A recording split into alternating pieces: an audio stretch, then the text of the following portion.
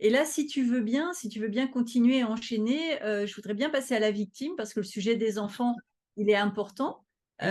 Et du coup, ça revient aussi aux parents et aux parents Je victimes. vais faire le lien, si tu veux bien.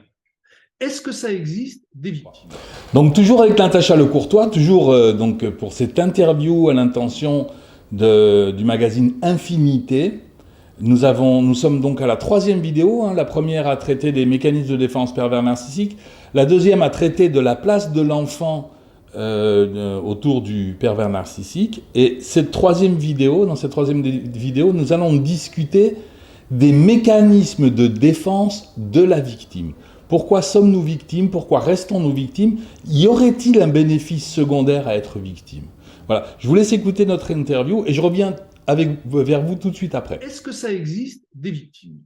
On pourrait se poser la question à un moment donné, elle est légitime. Est-ce que le bourreau trouve sa victime? Mais est-ce que la victime ne trouve pas son bourreau? Ce qui est assez vraisemblable. Est-ce que la victime, ça existe? Ben oui, l'enfant. L'enfant, alors sauf à penser qu'il était programmé, c'est que j'ai entendu, mais ça ne m'intéresse pas beaucoup. L'enfant, sauf à penser qu'avant de naître, il soit programmé à vivre ça. C'est une théorie qui existe. L'enfant, a priori, n'a pas demandé à avoir des parents pervers et il les subit. Donc, il est bien victime. OK? Mais il trouve sa place dans cette famille en tant que victime. Parce qu'une victime, elle a au moins le mérite, c'est d'exister. Et l'enfant, lui, ne veut qu'une chose, c'est de pouvoir exister au sein de cette famille. Visiblement, on lui a donné la place de victime. Donc, quand il va devenir un jeune adulte et qu'il va quitter son foyer, inconsciemment, involontairement, il va effectivement trouver une même situation identique pour revivre la même chose. Et là, on va dire, il a choisi. D'accord? Donc, on peut dire, l'enfant est une vraie victime et le jeune adulte est victime de son inconscient qui l'a poussé à revivre la même chose. C'est la compulsion de répétition. Moi, j'ai des personnes qui m'appellent, qui me disent, j'ai rencontré un pervers, puis j'ai réussi à en sortir, j'en ai rencontré un autre, puis j'ai réussi à en sortir, j'en ai rencontré encore un. Bon, à un moment donné, il y a quand même une répétition qui se met en place. C'est l'inconscient me pousse à revivre la même chose en espérant, j'imagine, c'est en tout cas ce que proposait Freud, que cette fois-ci, je vais réussir à purifier la situation. Le problème, c'est que quand je me retrouve dans la même situation, je régresse en posture infantile, j'ai tendance à me laisser faire comme je me laissais faire quand j'étais gamin, et ça se répète encore et encore. Oui, D'accord? Donc, oui. soit je suis victime parce que je suis enfant, soit je suis victime de mon inconscient, on va le présenter comme ça.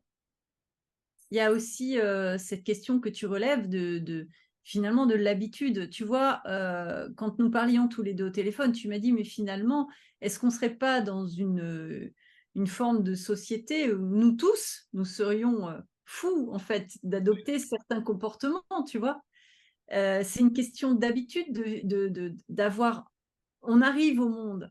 On arrive au monde dans un certain milieu et on apprend de ce milieu. Si tu arrives, moi j'ai vécu en Arabie Saoudite par exemple pendant une partie de ma vie, mais je suis née en France et donc j'y suis allée à l'âge de 30, j'ai 30 ans. J'y suis allée à l'âge de 30 ans. Eh bien, moi j'avais mes habitudes françaises et je me suis heurtée à des habitudes, à un fonctionnement autre qui était extrêmement différent du mien. Et c'est là où tu peux te dire, mais qu'est-ce qui est bien, mal? Ben, finalement, il y a pas de bien et mal, il y a juste des comportements humains selon l'endroit où tu vis, la culture que tu as.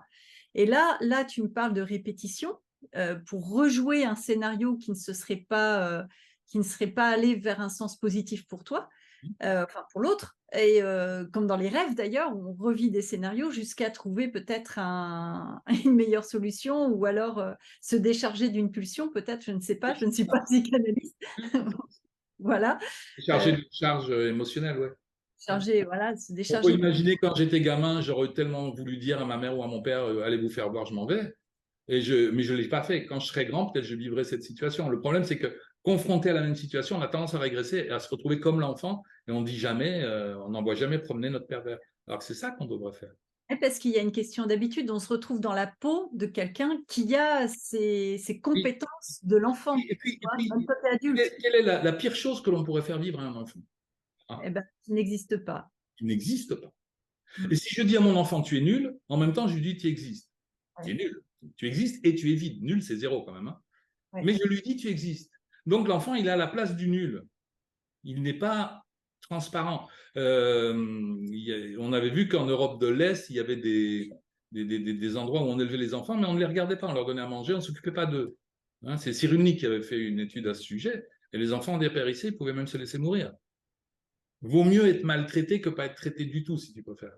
Donc après, si on m'a donné cette place, et en plus l'enfant, il a une place de toute puissance malgré tout. À cause de toi, tout va mal.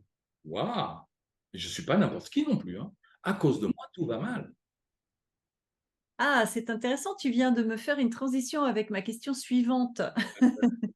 Parce tu as parlé des mécanismes de défense pervers narcissiques. Maintenant, j'aimerais bien parler des mécanismes de défense de la victime et de ce qui la pousse à rester dans cette condition, en dehors, évidemment, du fait des violences financières, etc., des conditions. Mon patron me parle mal, je reste pour pouvoir payer mon crédit.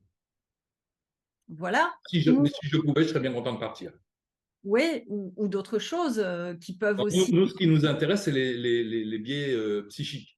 Oui, c'est ça. Pourquoi est-ce que dans une relation amoureuse, par exemple, je reste alors que je pourrais facilement partir? Je pourrais facilement partir. Donc, tu parlais qu'il y a massivement une angoisse d'abandon On chez, est les deux. mais chez la victime. Oui. Alors là, étonnamment, ton pervers, ton pervers, il est rassurant parce qu'il n'arrête pas de te dire qu'il va te jeter, que de toute façon, tu ne vaux rien, mais en même temps, il reste. Ça, c'est parce qu'on aime bien se faire peur. Tu sais que si tu as le vertige, peut-être tu vas aimer les grands 8, tu sais, où tu rentres dedans, tu es terrorisé d'un bout à l'autre, et puis à la fin, malgré tout, tu es toujours en vie. Quoi. Donc, tu es allé vérifier que tu es toujours vivant. Ou on regarde un film d'horreur ou un film d'angoisse. C'est pour se faire peur, oui, mais à la fin, on est toujours là. Quoi. Et ben, avec mon pervers, il peut y avoir de ça. Hein. C'est-à-dire, je suis terrorisé à l'idée d'être abandonné. Je rencontre quelqu'un qui n'arrête pas de me dire qu'il va m'abandonner, mais il ne m'abandonne jamais. Peut-être que si j'avais affaire à quelqu'un de normal, qui me dirait, bon, écoute, je suis pas bien avec toi, ben, il m'abandonnerait, puis ce serait terminé. Donc, malgré tout, le pervers narcissique peut avoir quelque chose de rassurant de ce côté-là, sur l'angoisse d'abandon. Et Ah oui, la maltraitance, c'est le prix à payer. ouais, ouais. Donc, il y a quelque chose de l'ordre de l'insécurité et l'autre nous sécurise d'une certaine manière, en fait. C'est pour ça que je me permets des phrases qui sont un peu gonflées, parfois, j'en suis désolé. Ah non, j'adore. Vas-y. L'abandon est forcément une bonne nouvelle. Parce que celui qui nous abandonne, ça aurait été bien dommage qu'il reste là. Et regarde bien, les gens que tu aimes, tu les abandonneras pas. Même si à un moment ils te déçoivent, ils t'ont agacé, tu vas dire à ton meilleur ami ou ta meilleure amie, tu m'énerves, je veux plus jamais te voir. Puis 2-3 jours après, tu rappelles en disant que son a été bête un peu. Non, tu vois ce que je veux dire? Tu vas pas l'abandonner. Oh, je suis pas comme ça, mais oui. Moi, je suis un peu comme ça, moi, je suis soupolé. Non, moi aussi. Mais si tu aimes vraiment l'autre, tu l'abandonneras jamais. Ouais, ouais. Si à un moment donné, l'autre, il t'abandonne, c'est qu'il ne t'aime pas tant que ça. Donc voilà, être abandonné, c'est pas une mauvaise nouvelle. C'est même toujours une bonne nouvelle si on y réfléchit bien. Celui qui Ouais. m'a abandonné, ça aurait été dommage qu'il reste. Bah, je suis d'accord. Ouais, ouais, je suis complètement Sauf d'accord. qu'effectivement, il appuie sur un bouton qui est extrêmement douloureux, plus ou moins en fonction de notre histoire, qui est l'angoisse d'abandon. Ça fait mal. Ça fait mal d'être abandonné, c'est certain. Ouais, ouais, complètement. Alors, donc, la question des victimes m'intéresse beaucoup parce que je t'ai entendu parler des bénéfices secondaires de la victime et qu'il faut savoir y renoncer aussi. Ah oui, c'est étonnant. Hein. Ouais, ouais. Ouais. Il faut renoncer. Oui, alors les bénéfices, ils sont nombreux parce que là, on part sur un terrain qui est passionnant, mais c'est à chaque personne va avoir sa réponse. Hein. Quels sont les bénéfices secondaires à être une victime? Quel bénéfice avons-nous à être victime? On a vu tout à l'heure, je disais, hein, l'enfant, tu lui dis tu es nul, en même temps tu lui dis tu existes. Donc il prend la place du nul. Et si tu lui dis à cause de toi tout va mal, il est même en plus, il n'est pas nul, il est tout puissant puisqu'il est capable de faire aller les choses mal. Comment peut-on, un parent peut regarder un gosse qui a 5, 6, 10 ans et lui dire à cause de toi tout va mal? Ça existe. Mhm. Imagine Ouais, le ouais. gosse, à un moment donné, c'est pas n'importe qui quand même. Hein. Ouais, Donc il y a quelque chose à voir de la toute-puissance chez la victime. Ouais. Un, c'est ouais. sa place. Elle est désignée comme étant le pire mal du monde. Souvent, il y a le fantasme de vouloir soigner l'autre, parce qu'on sent bien quand même que malgré tout, son pervers, entre guillemets, il est malade. Donc, je suis son médicament et j'accepte de l'être. Parce qu'à un moment donné, tu as dit la perversion narcissique est une maladie. Ben, je ne sais pas ce que ça veut dire, maladie, moi. Pour moi, Ouais, le pervers, il n'est pas malade. Hein. Il va très bien s'il a une bonne victime. s'il a un bon médicament, ouais. Ouais, ouais, ouais. Donc, effectivement, à un moment donné, sur le chemin pour en sortir de la victime, il va falloir renoncer au bénéfice. Mais pour pouvoir renoncer au bénéfice, parce que tout ça est inconscient malgré tout, il faut déjà arriver à le voir en face. Et c'est là où on a affaire à un thérapeute qui n'est pas toujours très sympa, qui va dire, oui, mais là, quel bénéfice? Pourquoi? Tu vois, plutôt que d'accueillir l'autre dans la plainte, oh, ma pauvre victime, venez là que je vous plaigne. Ce qu'on peut faire les toutes premières séances, hein, parce que parfois les gens ont vraiment besoin de recevoir cette forme d'amour, qui est un amour plutôt maternel, me semble-t-il, mais à un moment donné, tu vas devenir plutôt, ouais, parce que castrateur. Qu'est-ce que vous faites dans cette histoire, quoi? Pourquoi vous continuez? Quel est votre bénéfice? Qu'est-ce que vous y gagnez au passage? Puis si ça vous plaît, continuez, quoi. Alors pourquoi est-ce que vous venez me voir? Et c'est exactement ça. Elle n'est pas toujours sympa, mais C'est aussi ton rôle. Ton rôle est d'écouter, d'accueillir, mais c'est aussi ton rôle de montrer quelque chose, de pointer du doigt. Quand le sage montre la lune ou le chemin, le fou regarde le doigt. Enfin, exactement, ouais.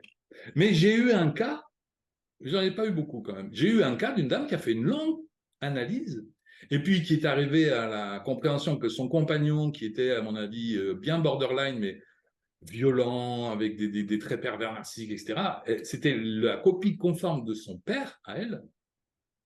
Donc on comprend qu'il y a quelque chose de l'ordre du fantasme incestueux avec le père qui va se jouer avec un tiers qui ressemble tellement à son père. Et à la fin, elle a dit, OK, c'est bon, j'ai tout compris. Mais j'ai décidé de rester avec lui parce que ça me plaît. Pourquoi pas? C'est son choix. Elle l'a choisi à la fin. Elle a le droit. Hein. Elle a le droit. Mais elle est plus victime. À ce moment-là, il ne faut plus qu'elle dise je suis victime. Elle ne le dira pas de toute façon. C'est quelqu'un qui avait un sacré caractère. Elle a choisi. Elle a choisi la même place que sa mère avait, et avec un homme qui ressemble étrangement à son père. Voilà. il y a des tonnes de questions qui se bousculent dans ma tête que je ne vais pas poser. Non, parce que c'est son choix, ça ne nous regarde plus. Ça ne nous regarde plus. À un moment donné, lorsqu'un choix est posé, si vous choisissez de rester avec l'autre, vous n'êtes donc pas victime. Et vous avez le droit. Pour toi, une victime, c'est donc quelqu'un qui n'a pas le choix. Pour moi, une victime, c'est quelqu'un qui est d'abord victime de son propre inconscient. Et moi, Mais mon métier, il va t'aider à lire qu'est-ce qui est écrit dans ton inconscient. dont les questions que j'ai dans ma tête.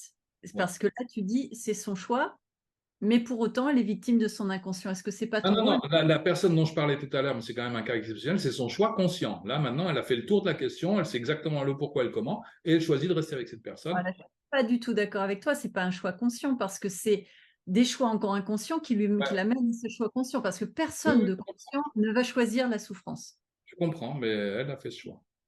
Quand tu es conscient, le travail que tu fais sur toi, le travail d'éveil, le travail Oui, parce que pour pouvoir renoncer à son père narcissique, il fallait qu'elle renonce à son père. Voilà, donc c'est un choix. Elle a tout vu, elle a eu tous les éléments en face d'elle, elle a dit non. Elle a dit je refuse. Et puis elle a arrêté toute thérapie. Ah oui, là, d'accord. Pourquoi pas? Parce qu'elle est encore victime de son truc. Mais c'est son choix d'être victime de son truc, mais elle est encore victime. Donc, les moyens de défense de la victime. Oui. J'en ai noté un dont tu as parlé déjà, qui est le déni. Et oui, il y a une grande part de déni, ouais. Ou de dénégation. La dénégation, c'est on reconnaît la chose comme existant, mais on la minore, si tu veux. Hein? Si je te dis quelque chose qui ne te plaît pas, et que tu me dis comment as-tu pu me dire ça? Et que je dis ça, je ne l'ai jamais dit, ça c'est du déni. Si je dis oui, je l'ai dit, mais je ne le pensais pas, je reconnais la chose comme ayant existé, mais je la vide de son contenu. Ça, c'est de la dénégation, ce qui revient à peu près à la même chose. Okay. Est-ce qu'il y en a d'autres, du coup? Oui, excuse-moi, j'avais perdu un peu le fil un instant. La dénégation, par exemple, le pervers va dire « je te fais du mal, mais tu l'as cherché ». Donc, il reconnaît malgré tout qu'il te fait du mal, mais en même temps, il t'en rend la responsabilité. Il est donc dans la dénégation. Mais la victime peut très bien dire « oui, il me fait du mal, mais le pauvre ou la pauvre a eu une enfance difficile ». Oui, bien sûr. Voilà. Là, on est dans la dénégation, c'est-à-dire qu'on continue. On continue le truc, ce qui est une forme de déni. Donc, effectivement, on trouve du déni ou de la dénégation chez la victime. Mais tu te rappelles la phrase que j'ai dit tout à l'heure de chez Freud, pervers et victime sont comme le positif et le négatif d'une même photo, ils utilisent les mêmes mécanismes de défense. Et pourtant, sont inverses. Et les mêmes mécanismes de défense. Alors, ce n'est pas exactement les mêmes. Le pervers narcissique va utiliser l'identification projective, c'est-à-dire je t'attribue ce que je ferais bien de trouver en moi, et la victime, souvent, il ne faut pas trop généraliser, utilise l'identification introjective, c'est-à-dire, OK, je prends ce que tu me dis. Hein. Ah, Si je te dis tu es nul, tu vaux rien, je dirais ah oui, effectivement, je suis nul, je vaux rien. Alors qu'en réalité, je dis tu es nul parce que j'ai peur moi-même d'être nul. Ouais, je sais pas si tu vois oui, oui, je vois bien la boucle, oui. Et tu peux dire les autres un petit peu? Parce que moi, je ferai un petit encadré là-dessus. On peut les prendre tous. Eh ben ouais, qu'est-ce qu'on a donc déni, on a vu, identification projective pour l'identification introjective. Euh, je sais plus, enfin, tous les mécanismes de défense pervers narcissique, on peut les retrouver. Ouais.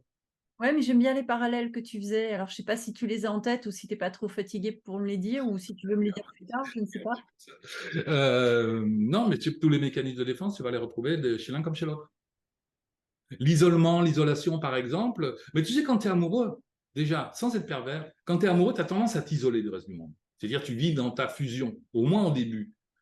C'est quand même bien une complicité des deux, parce que qu'est-ce qui empêche à la victime de dire attends, tu veux pas que je parle à mes amis, mais moi je vais continuer de parler à mes amis. Si ça te plaît pas, t'as qu'à t'en aller. D'accord? Donc malgré tout, la victime, elle participe de l'isolement, Hmm. de son propre isolement. Elle l'accepte. Et, Alors effectivement, je comprends, j'ai eu la discussion là, il y a très peu de temps avec quelqu'un qui me disait oui, mais l'autre est jaloux. Il disait si tu parles à cet autre, à ton ex par exemple, alors tu n'as plus rien à faire avec moi. Donc j'ai coupé avec mon ex. mhm. Donc je me suis isolé. Hein, le pervers, il t'isole, mais toi aussi, tu t'isoles. Et tu t'isoles Pour pour faire avoir la plaisir, paix. pour avoir la paix. On est bien d'accord. Ok. Donc, tu disais, on en sort grandi souvent. Donc, on peut en sortir On peut en grandi. sortir grandi, ouais, non, non, pas toujours. Hein, mais oui, Non, oui, non, oui. pas toujours, bien sûr. Certaines personnes en sortent grandi, c'est quand on accepte justement de voir quels sont nos bénéfices secondaires et d'y renoncer, de s'apercevoir qu'on est effectivement quelque chose d'un petit peu complice avec l'autre, à notre corps défendant, mais de corriger tout ça, de comprendre que quand j'étais enfant, j'aurais voulu dire merde à mon père, par exemple, pour faire simple. Je l'ai pas fait, mais maintenant je vais dire merde à mon pervers. Ben, c'est bon, le job il a été fait, quoi. Normalement, quand tu as bien compris la situation, tu n'as pas besoin de la revivre. Ça, Ouais, c'est c'est ça. important. J'aime bien le voyage du héros, j'en parle de plus en plus souvent. Le héros rentre dans une forêt, donc ça va être ma dépression. Si un jour tu es au bord de la dépression, mais vas-y franchement dans ta dépression. Vis là ta dépression. Tu rentres dans cette forêt où il y a des araignées qui te demandent qu'une chose, c'est de te manger tout cru. Mais au cœur de cette forêt, un trésor est caché. Mm. Si tu ne trouves pas le trésor et que tu fais marche arrière, donc on voit la pulsion de vie, elle te fait aller de l'avant. Hein. Pulsion de mort, rappelle-toi, elle te fait aller en arrière. Si tu sors de la forêt sans avoir trouvé le trésor, il faudra que tu y retournes.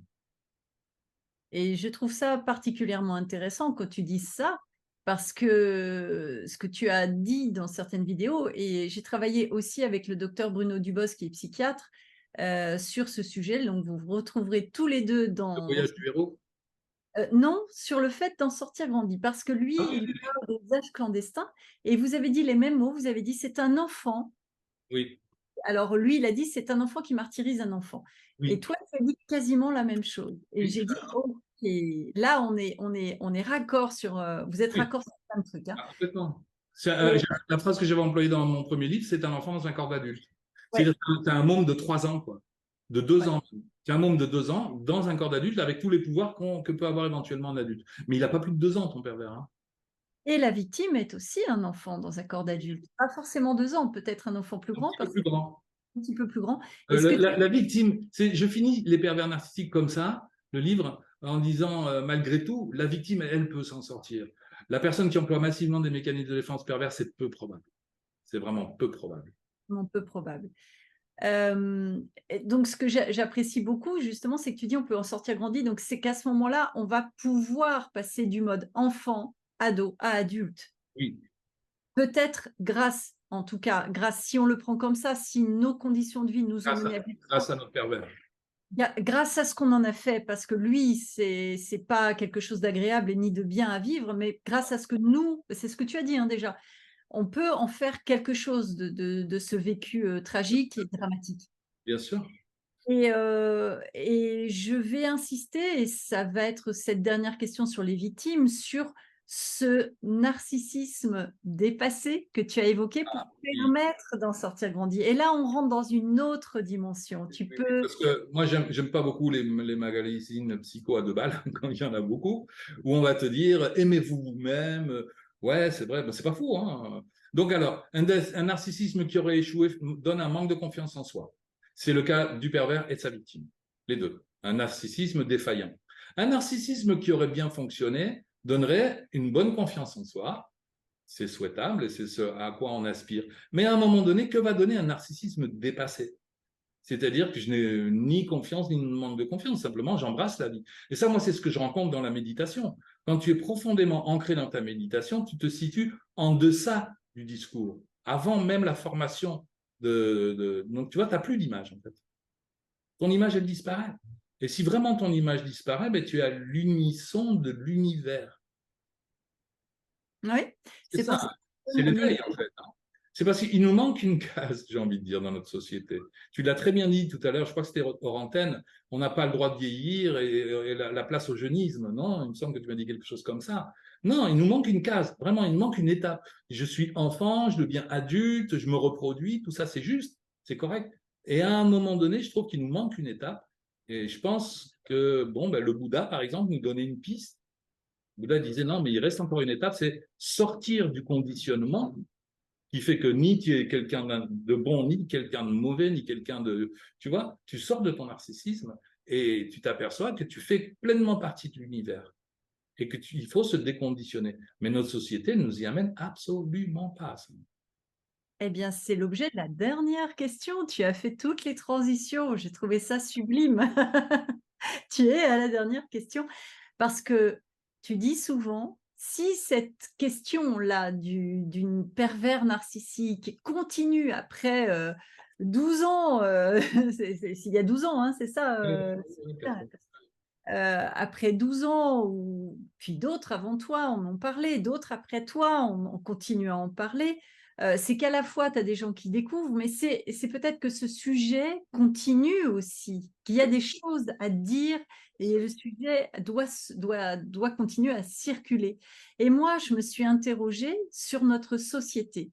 Je me suis dit, cette question du pervers narcissique et de sa victime ou de ses victimes, c'est comme ça que je le vois, parce que pour moi, tu dis, il y a une victime, certes, mais il y a quand même des victimes collatérales, notamment à entendre, notamment à voir, notamment à... Bref, je passe les détails.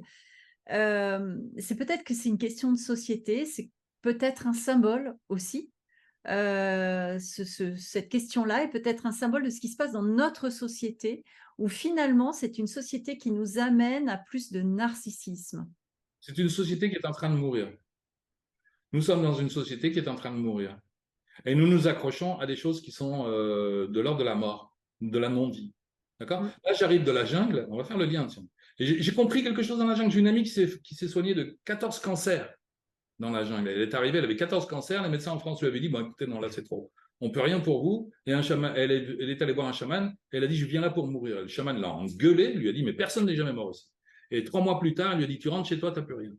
Et elle a fait les radios, elle n'avait plus de cancer. Je me suis dit, mais qu'est-ce qui se passe là-bas dans la jungle? Mais tout simplement, la jungle, c'est un immense organisme vivant, si tu veux, qui digère sans cesse. Je l'ai compris parce que j'ai laissé tomber une feuille de papier, j'ai eu la flemme de la ramasser. Et puis, 1 heure après, il a plu très fort, ma feuille de papier s'est transformée en pâte à papier. Puis, 1 heure après, il a fait un grand soleil. Et là, il y a plein de petits organismes qui sont venus. 2 heures plus tard, il n'y avait plus rien. La forêt l'avait digéré. La forêt, elle digère sans cesse tout ce qui est mort. Tu vois, notre société, elle est morte. Et on n'arrive pas à la digérer. Il faut absolument qu'on passe à autre chose. Il faut absolument qu'on se tourne vers la vie. Et on en revient effectivement au sujet des pervers narcissiques. Qu'est-ce que ça veut dire se tourner vers la vie? C'est certainement pas ce qu'on nous propose à la télé et ailleurs. Et voilà. C'est peut-être ce qu'est venu nous montrer le Covid. Tournez-vous vers la vie. Et quelle a été notre réponse? Surtout, ne sortez pas. Moi, je me suis fait attaquer. Je me suis fait attaquer par un hélicoptère de l'armée. Hein? Pardon. C'est vrai. Parce que j'étais à la plage. Je suis allé à la plage, je te jure que c'est vrai, il n'y avait pas grand monde, 7-8 personnes. J'ai vu à un moment donné un hélicoptère, il nous a foncé dessus, il nous a évité au dernier moment, et quand j'ai levé les yeux, c'était écrit gendarmerie dessus. Attaqué par un hélicoptère de l'armée parce que nous étions allés à la plage. Alors qu'il fallait rester à la maison devant TF1 ou BFM TV. Quoi. J'avais choisi la... Ça, c'était formellement interdit. Non, le Covid est venu nous montrer tellement de choses, tellement... Notre folie déjà. La folie de nos gouvernants qui atteint des niveaux assez impressionnants. Ma folie à moi, qui comme un petit adolescent me cachait pour aller à la plage. Mais j'aime bien ma folie. Elle n'est pas du côté de la mort. En même temps, si tu es attaqué par un hélicoptère de la gendarmerie, moi, à ta place, je me planque aussi, mais j'y vais aussi, comme Non, l'ado. c'est ça. Non, oui, mais ça m'a coûté cher. J'ai pris 160 € d'amende une autre fois parce que je n'avais pas écrit sur un papier je sous-signé certifié de dehors. Et la police m'a arrêté, ça m'a coûté 160 € parce que j'avais préféré aller travailler et puis recevoir les gens qui avaient besoin qu'on bosse. Oh là là, c'est pas vrai. Ouais, Ouais. pff. Non, enfin, bon, là, on s'écarte. Donc, le sujet des pervers narcissiques n'a pas fini de se dire. Oui. On Parce que s'écarte j'ai quelque pas. chose à entendre. J'ai quelque chose à entendre. Et ce que j'ai à entendre, pour moi, à mon avis, c'est comment je fais pour me tourner vers la vie? Qu'est-ce que ça veut dire pour moi? Qu'est-ce que ça veut dire pour toi? Qu'est-ce que ça veut dire pour la personne qui est en train de nous écouter? Se tourner vers la vie. Et chacun va avoir sa réponse. Moi, évidemment, j'ai poussé, j'ai proposé la méditation, j'ai proposé ceci, cela. Il y a des gens qui écoutent qui vont dire non, mais moi, pas du tout. Moi, je veux faire du macramé avec mes copines. C'est ça être dans la vie. Mhm. Ah oui, bien sûr. Pour moi, ça va être d'accepter, d'accueillir les émotions, de vivre ce Ah, qui est. oui. Et puis, se poser la question, qu'est-ce qui est de l'ordre de la vie ou pas? Est-ce qu'un téléphone portable qu'on fait scroller, défiler, pour regarder, est-ce que c'est la vie, ça? Hmm. Après, tu peux l'adapter dans ta vie à plein de choses. Moi, j'aime bien le matin un bol de café avec un croissant. Mais malgré tout, le croissant, c'est pas très vivant. Si je me fais un bol de fruits, ça va être beaucoup mieux. Donc, après, je négocie. 5 ou 6 jours par semaine, je vais me faire un bon bol de fruits pour le petit déjeuner. Puis, une fois de temps en temps, merde, je me fais mon café croissant. Eh ben, si c'est vivant pour toi, c'est-à-dire si toi, c'est la Il y a manière plus dont de tu temps des vis, fruits. Il y a plus de vie dans le fruit que dans le croissant, malgré certes, mais tout. il y a aussi toi, la manière dont tu vis le truc. C'est-à-dire si pour toi c'est bon et que tu ressens le truc, le goût, etc., tu le vis en pleine conscience, ben, c'est vivant en toi, tu le transformes. Oui, oui aussi, pourquoi pas. Voilà. Donc voilà, tu demandais tout à l'heure comment je fais pour aller dans la jungle. Ben, c'est un peu ça que m'a montré la jungle. C'est Ah oui, je te demandais ça hors mais antenne. la jungle, c'est quelque chose de terrible. C'est terrible, c'est très très dur à vivre. Très Ah dur. oui. Ah, ouais. C'est agressé sans cesse, hein, des piqûres, des machins, des trucs. Hein, tu sens que tout le monde a envie de te manger. Oh là là, oh là Ouais, là. tu baignes au milieu des piranhas, etc. Ok, ça donne pas envie. Ben ouais, mais t'es vivant. T'es Euh, vivant. non, ça va, je suis vivante là. J'ai pas Tu besoin parlais de. tout à l'heure d'un jeu vidéo où les gamins s'entretuent, là. Ça, c'est vraiment pas la vie du tout, du tout, du tout, du tout, du tout. Non. Ouais. C'est mieux Et de grimper aux arbres. pardon? C'est mieux de grimper aux arbres, me Ah, semble. je suis d'accord. C'est mieux de grimper aux arbres, c'est mieux de faire Tu du risques de travail. tomber. Hein, tu sais, quand tu grimpes aux arbres, tu risques de tomber. Alors que quand tu es toujours sur ton jeu vidéo, qu'est-ce que tu risques? Ouais. Ouais. Ben ouais, tu Ouais, risques mais de pas être en vie. je suis complètement d'accord avec toi. Et d'ailleurs, ce que j'ai trouvé intéressant de faire, j'ai acheté, donc j'ai mon neveu et mon fils à la maison là, donc ils sont en plein jeu vidéo. Eh bien, je leur ai acheté des pistolets à eau.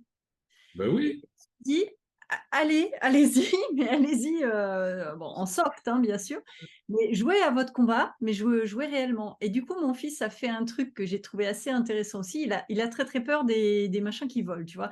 Il a peur de, voilà, il a une petite phobie, il va falloir travailler là-dessus à un moment donné. Et il y a chez moi, j'ai des frelons, dont je ne me suis pas occupée. Il doit y avoir un nid quelque part, je ne sais pas où c'est. Et j'ai des vignes.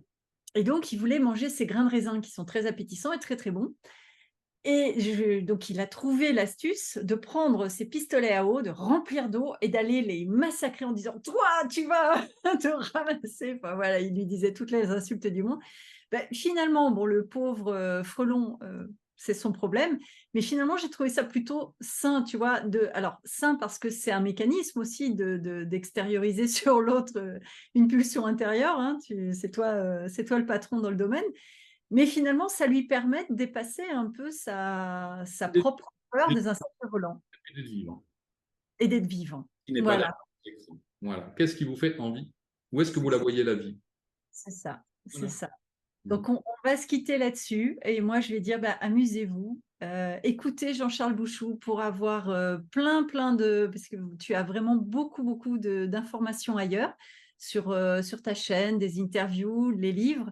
Je rappelle les 2 derniers livres que j'ai moi, pas les 2 derniers livres, les 2 livres que j'ai moi, donc Pervers narcissique et Les violences invisibles, c'est le plus récent. Et les pervers narcissiques, si vous ne l'avez pas encore, existent aussi dans les éditions Erol. Et il est plus complet. Ah, oh, bah alors je vais le demander aux éditions Erol. Erol, le livre est un peu plus grand, plus agréable à lire et plus complet parce que je l'avais réécrit par la suite. D'accord. Et est-ce que tu en as un autre que tu as envie de conseiller avant qu'on termine cette émission? On est plein. Transformer souffrance et colère en énergie d'éveil. Oh ouais, ok. Ça, c'est les titres. D'accord. C'est l'édition d'Hervy. D'accord, Dervy. Ok, bon ben, je vais le présenter alors. Édition Dervy. Ça va.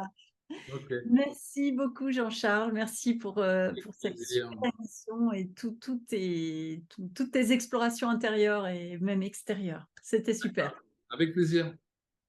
Au revoir. Donc j'espère que vous avez apprécié cet échange que nous avons eu avec Natacha. Et il y a encore une autre vidéo parce qu'elle m'a rappelé quelques jours plus tard en me disant il y a des questions que j'avais oublié de te présenter. Donc vous allez avoir une vidéo supplémentaire la semaine prochaine. En tout cas, si vous aimez ce projet, pensez à mettre un pouce vers le haut si vous en êtes satisfait, à vous abonner si ça n'est pas déjà fait, à activer une petite cloche pour être tenu au courant à chaque fois qu'une nouvelle vidéo sort. Et je vous l'avais déjà demandé dans la vidéo précédente, dites-moi si vous aimez nos échanges avec Natacha, parce que nous envisageons de traiter d'autres sujets par la suite. Si cette idée vous plaît, eh bien écoutez, faites-le moi savoir, c'est important pour moi, comme ça je lui confirmerai que j'ai envie de travailler avec elle. Il se pourrait même que nous partions ensemble faire des reportages à l'étranger. Donc dites-moi si ça vous intéresse. Voilà, je vous dis à bientôt. Au revoir.